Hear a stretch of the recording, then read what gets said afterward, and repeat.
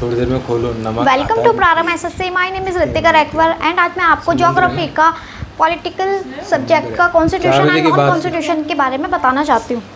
हालांकि आपने कॉन्स्टिट्यूशन के बारे में बहुत डीपली पढ़ा होगा, बट ये एक बहुत ज़्यादा इम्पॉर्टेंट टॉपिक हो जाता है कि कॉन्स्टिट्यूशन एंड नॉन कॉन्स्टिट्यूशन लोगों को बहुत, स्टूडेंट्स को बहुत ज़्यादा कन्फ्यूज़न होती है, जिस वजह से मैं आपको ये टॉपिक लेके आई हूँ। और क्वेश्चंस आते हैं बहुत सारे, इसमें काफ़ी क्वेश्चंस आते हैं और काफ़ी चीज़ें आपकी क्लियर भी हो जाती है। तो आइए हम चलते हैं, इसी को पढ़ते हैं। And constitution and non constitution आप क्या समझते हैं? और जो भी काम करना हो 11 बजे से पहले कर लेते हैं। देखिए, कॉन्स्टिट्यूशन जो होता है, ऑफिस वाले जाते हैं, बच्चे भी अपना करते हैं। ग्रीन भी बहुत होती है। Constitution, constitution and non constitution. देखो, what are the constitution bodies क्या होती है कॉन्स्टिट्यूशन की? देखो, कॉन्स्टिट्यूशन क्या होती है आपको मैं एक नॉर्मली बेसिकली बता देती हूँ कि कॉन्स्टिट्यूशन ये होता है कि जो हमारे संविधान में होता है, संविधान में लिखा होता है, उसे हम बोलते हैं कॉन्स्टिट्यूशन। एंड नॉन कॉन्स्टिट्यूशन वो होता है कि जो हमारे संविधान में नहीं लिखा होता बट हम उसको कंडक्ट कर रहे हैं। ठीक है, तो हम इसको डीपली पढ़ते हैं कैसे क्या बोलते हैं। देखो, this are created by the constitution itself. आपको पता है कि कॉन्स्टिट्यूशन खुद बनाता है इसे। And their power structure and functions are mention the constitution. आपको पता है कि इसमें हमें पावर्स, स्ट्रक्चर एंड फंक्शंस बहुत सारे मेंशन होते हैं इस कॉन्स्टिट्यूशन में। ठीक है, they can not be remove, इसको हम रिमूव नहीं कर सकते। एंड अबोलाइज दूर इजीली, और हम अबोलाइज कर सकते हैं बहुत इजीली तरीके से टू चेंज देयर पावर, और हम चेंज कर सकते हैं इसके पावर को कॉन्स्टिट्यूशन अमेंडमेंट एक्ट के थ्रू। इसकी चेंज कर सकते हैं पावर, बट अमेंडमेंट एक्ट है जो हमारा कॉन्स्टिट्यूशन का, उसके थ्रू कर सकते हैं, अदरवाइज हम नहीं कर सकते हैं। एंड इलेक्शन, जैसे कि मैं आपको एग्जांपल देती हूँ कैसे। इलेक्शन कमीशन ऑफ इंडिया, आपको पता है ECI क्या होता है? इलेक्शन कमीशन ऑफ इंडिया, जो कि आर्टिकल 324 पे है, 324 में हमें आर्टिकल में दिया हुआ है इलेक्शन कमीशन ऑफ इंडिया के बारे में। And conduct free and fair election. आपको पता है कि जो इलेक्शन कमीशन ऑफ इंडिया जो है वो क्या करवाता है? वो कंडक्ट करवाता है फ्री एंड फेयर इलेक्शंस करवाता है। ठीक है, जैसे कि लोकसभा के, Rajya Sabha, state assembly, president and vice president के भी करवाता है। ये मैंने आपको बता रखा है। अगर आपने, किसी ने मेरी वाइस प्रेसिडेंट और प्रेसिडेंट की वीडियोस नहीं देखी है तो आप प्लीज़ देखिए, आपको पता चल जाएगा। बहुत ही डीपली तरीके से मैंने बता रखा है ये सब चीज़ें। तो यही चीज़ है कि इलेक्शन कमीशन का क्या काम होता है कि वो फ्री एंड फेयर इलेक्शंस करवाते हैं, कंडक्ट करवाते हैं। एंड कौन कौन से करवाते हैं आपको पता है कि लोकसभा, राज्यसभा, स्टेट असेंबली के भी करवाते हैं, प्रेसिडेंट और वाइस प्रेसिडेंट के भी इलेक्शंस कौन करवाता है? इलेक्शन कमीशन ही करवाता है। एंड हेड कहाँ पर है? ये चीफ इलेक्शन ऑफ कमीशन कहाँ पर है? Other election of commissions. और क्या है इसका हेड? कि चीफ कमीशन ऑफ इंडिया, इसका चीफ कमीशन जिसको हम CEC वो बोलते हैं, और अदर इलेक्शन कमीशन भी होते हैं। अपॉइंट कौन करता है इसको? President of India. President of India क्या करता है? अपॉइंट करता है। इंडिपेंडेंट बॉडी इसकी क्या है? देखो, CEC है। आपको पता है कि चीफ इलेक्शन कमीशन जो है can not only be remove like a supreme court जज। आपको पता है कि इसको रिमूव तभी कर सकते हैं किसके? जो कि सुप्रीम कोर्ट के जो जज होते हैं उनके हिसाब से। ठीक है, and controller and auditor general of India, CAG क्या होता है? आपको पता है कि controller and auditor general of India, ठीक है, जो कि ऑडिट करते हैं, वो जो कि देखते हैं कि हम कुछ गड़बड़ तो नहीं है किसी चीज़ की। तो ये सब चीज़ें वो ऑडिट करते हैं, देखते हैं कि सारी चीज़ सीक्वेंस वाइज तरीके से चल रही है, नहीं चल रही है। तो हम इनका यही देखते हैं कि इनका रोल क्या है?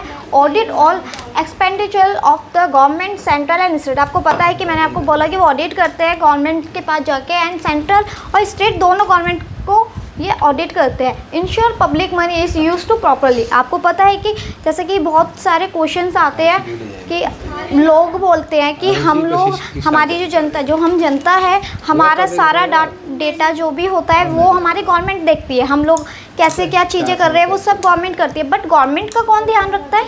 मीन्स कि वो पैसे कहाँ यूज़ कर रहे हैं, कहाँ नहीं कर रहे हैं, या वो पैसे का कैसे यूज़ कर रहे हैं, तो वो उसका ध्यान कौन रखता है? तो आपको पता होना चाहिए कि जो गवर्नमेंट होती है, गवर्नमेंट का ध्यान जो गवर्नमेंट के ऊपर नज़र रखता है कि वो पैसे कैसे कहाँ यूज़ कर रही है, कैसे नहीं कर रही है। तो उनके ऐसा हक नहीं है कि वो हम जनता से बड़ी है तो वो कुछ भी करें, नहीं। उनका भी ऊपर कोई होता है जो कि उनके हर एक चीज़ को ऑडिट करता है, चेक करता है कि ये जो पब्लिक के जो पैसे हैं वो प्रॉपर तरीके से यूज़ हो रहे हैं या नहीं हो रहे हैं, कहीं गलत जगह तो यूज़ नहीं हो रहे। तो उसको रोल कौन करता है? Controller and auditor general of India, CAG करती है। कौन करती है? CAG करती है। आपको ध्यान रखना है, money public money is used properly and report are submitted of the president and governor, then president and parliament, state and assembly. अब आपको पता है कि रिपोर्ट कौन करता है, सबमिट कौन करता है। देखो प्रेसिडेंट और गवर्नर, गवर्नर को करते हैं, प्रेसिडेंट को करेंगे या वो गवर्नर को करते हैं, एंड देन पार्लियामेंट और स्टेट में असेंबली बिठाई जाती है, असेंबली होती है, आपको पता है, ठीक है। एंड अपॉइंट कौन करता है, प्रेसिडेंट ऑफ इंडिया। आपको पता है कि प्रेसिडेंट ऑफ इंडिया का ही अपॉइंट है और इनका ड्यूरेशन क्या होता है 6 ईयर टू 65 ईयर एज, ठीक है। आपको पता है प्रेसिडेंट का कैसे क्या होता है, वो 6 साल के लिए, और इनका ये कंट्रोल ऑडिटर ऑफ जनरल का क्या है 6 ईयर तक रहते हैं and on till 65 years of age, ठीक है। उस दिन बहुत सारा केक सामने का Neha please. And next example हम ये जानेंगे, क्या ये आपको पता है ना कि ये सब कॉन्स्टिट्यूशन में है। तो अब जैसे कि union public service commission, UPSC, आपको पता है यूपीएससी की फुल फॉर्म क्या होती है, union public service of commission, ठीक है। एंड आर्टिकल में, किस आर्टिकल में लिखा हुआ है 315 से 323, मतलब कि 315 टू 323 में, ठीक है। आपको ये ध्यान रखना है आर्टिकल में कि यूनियन पब्लिक सर्विस कमीशन की कहाँ पे आर्टिकल्स में क्या चीज़ें लिखी है। एंड कंडक्ट एग्जाम्स कंडक्ट करवाता है, फॉर ऑल इंडिया सर्विसेज करवाता है, क्या कंडक्ट करवाता है, क्या एग्जाम करवाता है, जो कि ऑल इंडिया सर्विस, पूरे इंडिया में ये सर्विस मिलती है। एंड सेंट्रल सर्विस होती है, आपको पता है कि सेंट्रल जॉब निकलती है, IAS IPS IFS ये सब जॉबें निकलती है। And also advise to government and appointment, promotion and transfer etcetera. आपको पता है कि इसका ये भी होता है, एडवाइस भी होती है गवर्नमेंट के कि भाई वो प्रमोट भी करते हैं, अपॉइंटमेंट एंड ट्रांसफ़र एक्सेट्रा ये सब चीज़ें भी होती हैं। एंड हेड कहाँ पे, चेयरमैन होते हैं, इसके मेंबर्स होते हैं अपॉइंट बाय प्रेसिडेंट। और जो ये यूपीएससी जो करवाते हैं, इनके मेंबर्स प्लस चेयरमैन, जो मेंबर्स और चेयरमैन होते हैं हमारे पार्लियामेंट है, चेयरमैन होते हैं, वो अपॉइंट करते हैं, और कौन, president. And report usually to president, और हम नॉर्मली अरे जाएंगे आप प्रेसिडेंट को हम क्या कर सकते हैं, रिपोर्ट कर सकते हैं। अब हम नेक्स्ट जानेंगे finance commission of India. Finance commission of India देखो, जिसको हम FCI बोलते हैं, IAS IPS आपने जान लिया, तो आप IFC जो भी है, FCI आपने एक न्यू देखा होगा, तो हम इसको भी देखते हैं कि ये फाइनेंस कमीशन ऑफ इंडिया होता है, जो कि हमारी फाइनेंस चीज़ों पे ध्यान रखता है, ठीक है। आर्टिकल 280 पे हमें बता रखा है कि फॉर्म एवरी 5 ईयर, हमेशा हर 5 साल में इसको फॉर्म किया जाता है। सजेस्ट किया जाता है कि हाउ मनी टैक्स रिव्यू, और हमें मनी को कैसे टैक्स कैसे लेना है, should be share between centre and state. और हमें बताया जाता है कि हमें सजेशन दिया जाता है कि जो हमें मनी कर रहे हैं, जो टैक्स हम लेते हैं, उसको हमें कहाँ शेयर करना चाहिए। एंड सेंट्रल और स्टेट ये दोनों के लिए होता है। एंड हेड कौन होता है इसका, चेयरमैन प्लस मेंबर्स। आपको पता है कि जो हमारे मेंबर्स होते हैं पार्लियामेंट के, वो एंड चेयरमैन, ये दोनों करते हैं। और अपॉइंट, इन लोगों को अपॉइंट कौन करता है, प्रेसिडेंट करता है, ठीक है। इनको पावर दी जाती है कि फाइनेंस कमीशन ऑफ इंडिया के हेड ये होंगे चेयरमैन एंड मेंबर्स, ठीक है। एंड देन नेक्स्ट हम नेशनल कमीशन फॉर SC। अब आपको पता है SCS जो कि शेड्यूल कास्ट में आते हैं, आपको पता है SC ST होते हैं, जो कि हमें इनको लोअर कास्ट भी बोलते हैं, शेड्यूल कास्ट, ठीक है, जिनकी मात्रा बहुत ज़्यादा भी है, आपको पता है।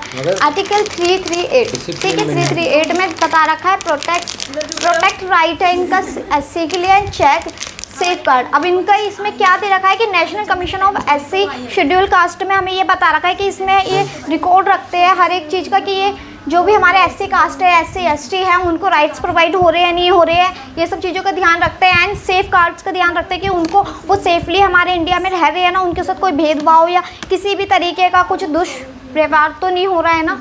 और रिपोर्ट कौन करता है, रिपोर्ट दी जाती है पार्लियामेंट प्रेसिडेंट को, ठीक है। एंड देन नेक्स्ट हम नेशनल कमीशन ऑफ ST। आपने SC के बारे में जान लिया, अब ST के बारे में जानेंगे, जो कि शेड्यूल ट्राइब्स होता है। उसको आर्टिकल में क्या, किस आर्टिकल में दिया है, 338A में, ठीक है, 338 में दिया गया है, जो कि same role for schedule tribes, और जो कि सेम रोल करता है शेड्यूल ट्राइब्स कैसे, जैसे कि special officer for linguists and minorities. क्या होता है कि जो आर्टिकल 350B होता है, इंश्योर करता है प्रोटेक्शन को, जो कि कोई इंस्टीट्यूट ज्वाइन कर रखा है, लिंग्विस्ट एंड माइनॉरिटीज को बढ़ावा दे। And what are the non, अब हमारा यही कॉन्स्टिट्यूशन, हमारा जो भी था कॉन्स्टिट्यूशन का, ये हमारा कंप्लीट होता है। कॉन्स्टिट्यूशन की बॉडीज़ क्या होती है, आपको पता है कि election commission of India, ECI होता है, computer and audit journal of India ये होते हैं, and union public service commission होते हैं, फ्री फाइनेंस ऑफ इंडिया ये सब होते हैं। And then national commission of SC ST ये सब होते हैं। और special officer for linguistic and minorities, ये एक अलग स्पेशल ऑफिसर्स होते हैं जो कि प्रोटेक्ट करते हैं इन्हीं को, लिंक्वेंट एंड मिनोरिटीज़ को, ठीक है। एंड देन हम नेक्स्ट हमारा टॉपिक स्टार्ट करते हैं जो कि है फोटोज में मतलब देखा हमारा नॉन कॉन्स्टिट्यूशन। नॉन कॉन्स्टिट्यूशन क्या होते हैं, क्या होते हैं? ये वो होते हैं जो कि हमारे किसमें कॉन्स्टिट्यूशन में नहीं होता है, ये लिखे नहीं होते हैं, ठीक है। तो अब हम इसको पढ़ते हैं, इनकी बॉडीज़ क्या होती है, इसको क्लियर बहुत अच्छे तरीके से, बहुत अच्छे से इजीली मैं टॉपिक लेके आई हूँ, बहुत अच्छे से नोट्स बने हुए हैं। तो आप सब प्लीज़ इसको प्लीज़ ज़रूर पढ़िएगा। Created by two act of parliament, अब आपको पता है कि इसको पार्लियामेंट का एक्ट बताया गया है, नॉट डायरेक्टली इन कॉन्स्टिट्यूशन, इसको डायरेक्टली कॉन्स्टिट्यूशन में नहीं दिया गया है, ये कॉन्स्टिट्यूशन में नहीं लिखा गया है, ऐसा हम बोल सकते हैं। इरेजर टू अबोलाइज टू मॉडिफाई, अब हम इसको इरेज भी कर सकते हैं, मॉडिफाई भी करते हैं, बहुत ईजीली तरीके से कर सकते हैं। दैन कॉन्स्टिट्यूशन बॉडीज, कॉन्स्टिट्यूशन के बॉडी के एग्जाम्पल कैसा हो गया, जैसे हम इसको हटा भी सकते हैं, हम इसको रिमूव, जैसे आपको पता है कि अबोलाइश, मॉडिफाई, हम कुछ भी इसमें चेंजेस कर सकते हैं बहुत इजीली तरीके से। क्यों? क्योंकि ये हमारे कॉन्स्टिट्यूशन में है ही नहीं। हमें कॉन्स्टिट्यूशन में ये नहीं दे रखा है नीति आयोग के बारे में कि हमें ये करना ही करना है, नहीं। हमारी गवर्नमेंट कोई भी आगे चल के कोई भी गवर्नमेंट आती है तो वो नीति आयोग में चेंजेस कर सकती है, उसको अच्छे तरीके से मॉडिफाई कर सकती है, कुछ भी कर सकती है। तो यही चीज़ें होती है, यही हमारे नॉन कॉन्स्टिट्यूशन में आते हैं, ठीक है, जो कि गवर्नमेंट द्वारा बनाई गई क्या होती है, ये पावर्स होती है, हम स्कीम्स बोल सकते हैं इसको। एग्जाम्पल्स कैसे होते हैं, देखो नीति आयोग हो गया, CBI हो गया, CB होता है, CEBI होता है, एंड SHRC होते हैं, एक्सेट्रा और भी होते हैं, ठीक है। अब मैं आपको इनको एग्जाम्पल्स तो बता दी, बट मैं आपको एक और एक्सप्लेन करती हूँ बहुत अच्छे से, जो कि आपको पता चले कि जैसे नीति आयोग है, ये नॉन कॉन्स्टिट्यूशन कैसे है और हम इसमें कैसे कैसे चीज़ कर सकते हैं, कैसे मॉडिफाई कर सकते हैं, ठीक है। तो ये फॉर्म इन 2015, आपको पता है ये फॉर्म कब हुई थी, 2015 में हुई थी, जो कि रिप्लेस किया गया था प्लानिंग कमीशन के through, and based on cabinet resolution, ठीक है, जो कि कैबिनेट रिजोल्यूशन पे बेस्ड था, ये नॉट इन कॉन्स्टिट्यूशन, कोई कॉन्स्टिट्यूशन पे नहीं किया था, ये कैबिनेट की अपना उनका गवर्नमेंट का जो भी गवर्नमेंट थी उस टाइम पे, ठीक है, मतलब आज भी है, 2014 में हमारी BJP आई थी, तो उन्होंने ही नीति आयोग बनाया गया था, जो कि कैबिनेट के ही थ्रू बनाया गया था, और इसमें कोई भी कॉन्स्टिट्यूशन का हाथ नहीं था, या कोई भी ऐसा रोल नहीं था, ठीक है। इनका रोल क्या रहा है, देखो, policy think tank of government of India, इसमें पॉलिसी थी think tank of government of India. क्या करता है, ये प्रमोट करता है कोऑपरेटिव को, federalism between central and state, इसको ये फेडरेट करता है बहुत ज़्यादा पावर तरीके से, इसको दिखाता है। हेड क्या होना है, आपको पता है कि प्राइम मिनिस्टर है, PM ने ही बनाई है हमारी ये चेयरपर्सन, इनको हम यही बोलेंगे, ठीक है। वाइस चेयरपर्सन कौन है, अपॉइंट बाय PM, और वाइस प्रेसिडेंट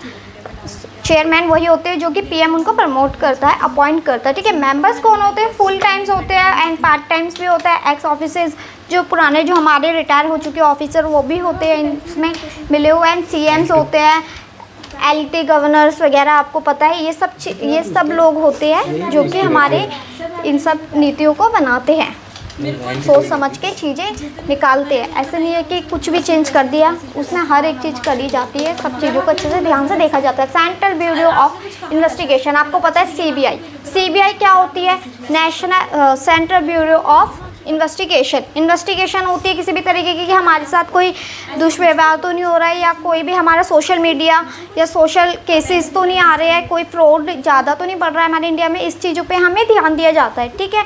एंड हम वही जानते हैं कि इसकी स्टेबिलिटी कब हुई थी, देखो 1963 में हमारा CBI बना था, एंड क्यों रिजर्वेशन होम मिनिस्टर के द्वारा बनाया गया था।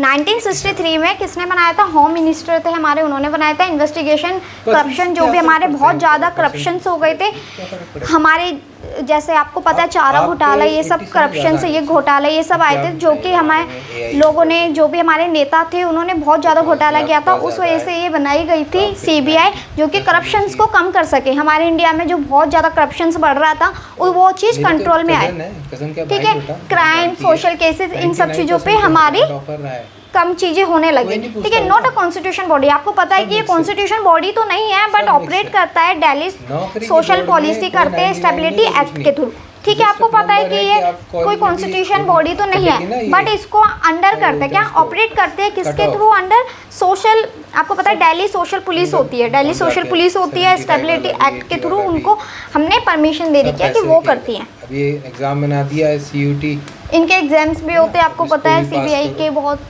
एंड SEBI क्या होता है, securities and exchange board of India.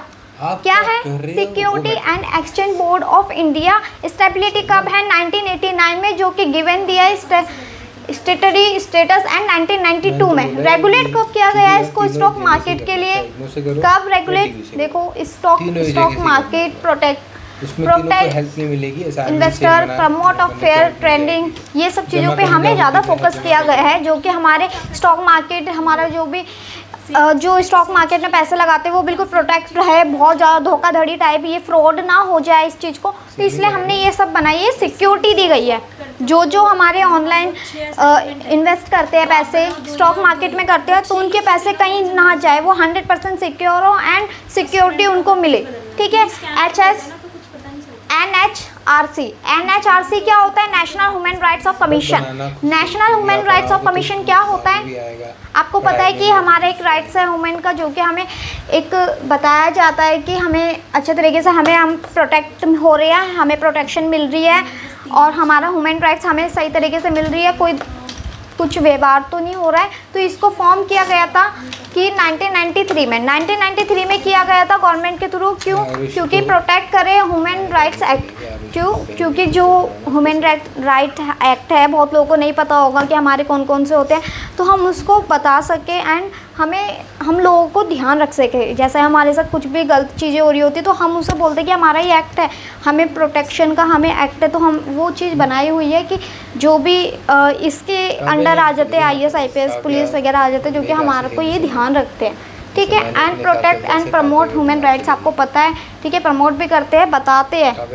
ठीक है, हेड क्या है, retired chief justice of India. अब आपको पता है कि चीफ जस्टिस ऑफ इंडिया जो है वो ये हेड है यहाँ के। ठीक है, एंड देन मेरी मानती ही नहीं बिटवीन, अब हम पढ़ेंगे difference between constitution and non constitution body. अब हमने ये सब पढ़ लिया है, आपको पता है कि मैंने कॉन्स्टिट्यूशन और नॉन कॉन्स्टिट्यूशन के बारे में आपको बहुत ही डीपली तरीके से एक्सप्लेन कर दिया है, उनके एग्जाम्पल्स भी बता दिए, उनके एग्जाम्पल्स को भी बहुत अच्छे से एक्सप्लेन कर दिया है। बट मैं अब आपको और छोटी सी समरी के थ्रू आपको मैं जल्दी जल्दी रिवाइज करा देती हूँ। देखिए, difference between constitution and non constitution bodies क्या होती है। कॉन्स्टिट्यूशन बॉडीज़ क्या होती है, देखो, क्रिएट बाय कॉन्स्टिट्यूशन, जो कि कॉन्स्टिट्यूशन में ही क्रिएट हुई है, उसमें ही लिखी गई है एंड रिक्वायर्ड है, कॉन्स्टिट्यूशन के ही थ्रू रिक्वायर्ड है। अमेंडमेंट एक्ट में भी दिया गया है, एग्जाम्पल CAG, ECI, UPSC, ये सब चीज़ें। ठीक है, एंड नॉन कॉन्स्टिट्यूशन बॉडी क्या होती है, आपको पता है कि जो कि एक्ट में नहीं है, जो हमारे कॉन्स्टिट्यूशन में नहीं दे रही है, वो है। ठीक है, जैसे पार्लियामेंट, आपको पता है एक्ट ऑफ पार्लियामेंट में नहीं है। ठीक है, कैन बी एक्सचेंज, अबलाइश, अब हम उसको कुछ भी कैसे भी एक्सचेंज कर सकते हैं, रिमूव कर सकते हैं इजीली तरीके से, अबलाइश कर सकते हैं। ठीक है, कैसे, नीति आयोग, CBI, SEBI। ठीक है, ये है हमारे। Okay, and next step is SST. मैं आपको बता देती हूँ, आपको पता होगा कि जो एग्जाम्स में अक्सर ये आर्टिकल्स नंबर, ये हेड, मतलब बहुत सारी चीज़ें पूछी जाती है, head, year of formation, functions पूछे जाते हैं, जो कि आपको पता है कि मोस्ट इंपॉर्टेंट है किसके लिए, CAG, UPSC, ECI, finance commission, NITI Aayog, NHRC, SEBI, CBI, ये सब चीज़ें हैं, ये हमारे एग्जाम्स में पूछे जाते हैं।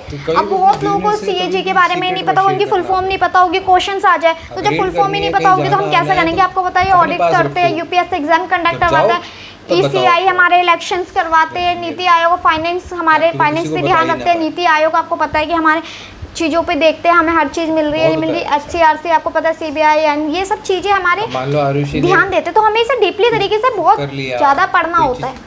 पकड़ ली या इसका बयान नहीं, या कशिश ने, ठीक है, रेड करके, एंड यही चीज़ें मैंने आपको बता रही कि सिक्योरिटी एंड एक्सचेंज बोर्ड, जो कि हमारा, आपको ये सब चीज़ें ध्यान रखना है। आपको जैसे कि मैंने बताया, जैसे ही मैंने आपको ये बता रखा है ना, ईयर बता रखा है, ये कब स्टेबलाइज हुआ है, ये सब चीज़ें याद रखना है। हाँ, आपको पता होना चाहिए कि इसका क्या होता है, स्टॉक मार्केट से रिलेटेड होता है।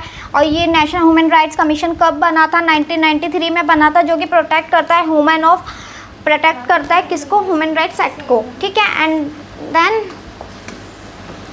आपको पता है सीबीआई का भी यही होता है, central bureau of investigation. NITI Aayog आपको पता है national institute of transforming India, जो कि 2015 में बना है। रिप्लेस किया गया था प्लानिंग को, जो कि इसको रिप्लेस कर दिया था। इसका पहले कुछ और नाम था तो इसको रिप्लेस करा था, फिर ये नीति आयोग बना था, जो कि इसका कैबिनेट रिजर्वेशन का बेस इसका, और कोई भी इसका कॉन्स्टिट्यूशन का कोई हिस्सा नहीं था। रोल इसका यही था, policy think tank of government of India. Promote किया था कॉर्पोरेटर को, federalism between central and state दोनों के लिए। प्राइम मिनिस्टर इनके हेड है, चेयरपर्सन भी बोल सकते हैं, वाइस चेयरपर्सन हमारे अपॉइंट होते हैं, जो कि पीएम के थ्रू होते हैं। मेंबर ऑफ टाइम आपको पता है, ये सब चीज़ें हमारे एक्स और सीएम होते हैं इसमें। एलटी गवर्नर्स भी होते हैं हमारे इसमें, ठीक है। यही सब चीज़ें थी, आपको मैं यही आपको नॉन कॉन्स्टिट्यूशन के आपके बारे में बताना चाहती हूँ, जो कि बहुत स्टूडेंट्स कंफ्यूज होते हैं इस टॉपिक को लेके, और ये बहुत ज़्यादा इंपॉर्टेंट है। देखो अभी आपको ऐसा लग रहा होगा कि छोटा सा ही है चीज़, कॉन्स्टिट्यूशन एंड नॉन कॉन्स्टिट्यूशन के बारे में तो सबको पता है, सबको पता है। एग्जाम्पल कोई भी हमें मतलब अगर हम इसकी डेफिनेशन पूछेंगे तो बता देंगे, बट एग्जाम्पल्स क्या क्या होते हैं, जैसे सीएजी, ये सब चीज़ें, सीबीआई, ये सब चीज़ें होती है ना, ये हमें नहीं पता होता है कि इसका क्या क्या काम है और क्या क्या चीज़ें हुई है, इसके अंडर क्या क्या आती है, नॉन कॉन्स्टिट्यूशन में क्या क्या चीज़ें आती है। एग्जाम्पल्स पूछ लेते हैं तो वो हमें नहीं पता होगा, तो हम पेपर में फिर गलती ही करके आएंगे और ओवर कॉन्फिडेंस हो जाएंगे। तो यही सब चीज़ें थी, मेरा मकसद था आपको ये बहुत ही डिटेल से बताने का एग्जाम्पल्स के थ्रू। तो आई होप आपको ये वीडियो पसंद आई हो, तो प्लीज़ लाइक कमेंट सब्सक्राइब जरूर करिए। Thank you for watching. कहीं मकान बन रहा है।